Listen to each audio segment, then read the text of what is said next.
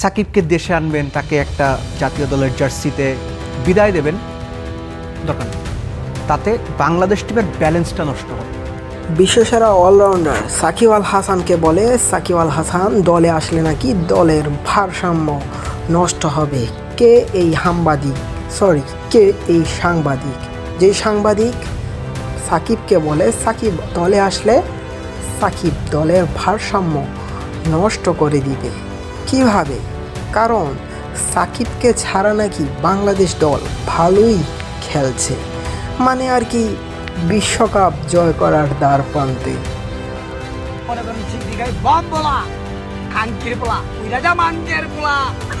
সাকিবকে ছাড়া বাংলাদেশ দল কেমন আমরা তা ভালো করেই জানি।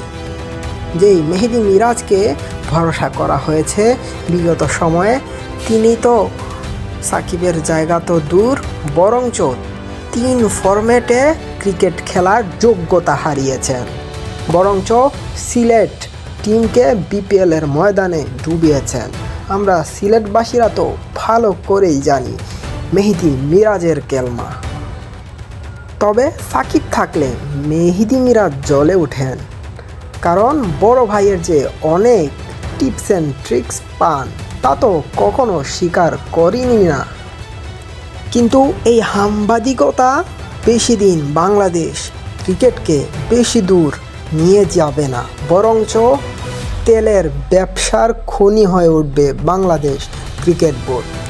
মাঝে মাঝে সাকিবকে বলে অপেশাদার, তামিমকে বলে কলিজার সিঙ্গারা। এই যে আপনি বলেছেন না মোস্ট প্রফেশনাল ইজ ইট, মানে প্রশ্নটা আমি রাখতে চাই, মোস্ট প্রফেশনাল না, উনি বাংলাদেশের ইতিহাসের সবচেয়ে ধারাবাহিক এবং ট্যালেন্টেড। কেমন কলিজার সিঙ্গারা তামিম ইকবাল খাওয়ালেন? ও বাইনচোদ বলছিলেন?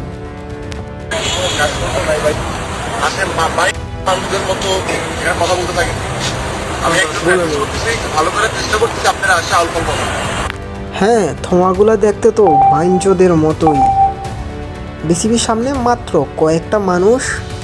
এই তো অ্যাডহক কমিটি কেন দেওয়া হলো তার বিরুদ্ধে একটু ছোটোখাটো কথা বলছিলেন, আন্দোলন করছিলেন, করুক না, কিন্তু সাংবাদিকরা নায়ক স্টাইলে গিয়ে তাদের থামালেন।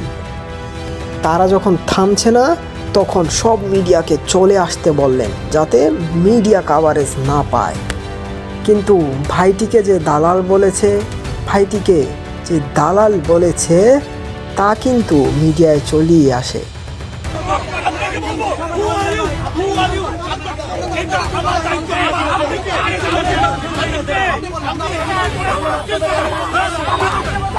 যমুনা টিভির মতো সংবাদ মাধ্যমগুলো নিউজ প্রচার করে। Is never coming back.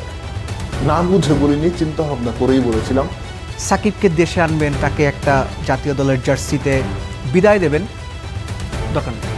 তাতে